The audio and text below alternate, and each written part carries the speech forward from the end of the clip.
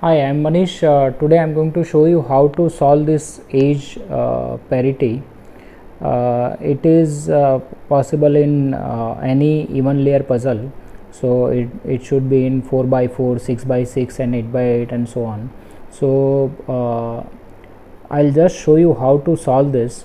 So we have to use these three and these three edges together. So for whenever I'll have to move 1 2 3 layers of inner layers of this side and 3 inner layers of this side. So this is right side layers and this is left side layers.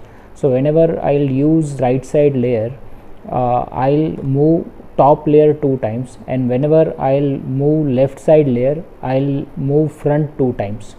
So let's start. So it is R prime, only middle 3 layers. Since I moved right side, it is 2u. Now L, so it is left side, so 2f.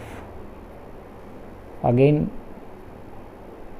L prime, so since it is left side, 2f. Now this 3 right hand side, so R2 or 2R. So since I moved right side, so 2u. Again R, so 2u. Again R prime, so 2u.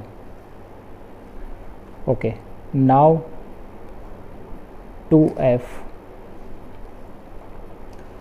2r,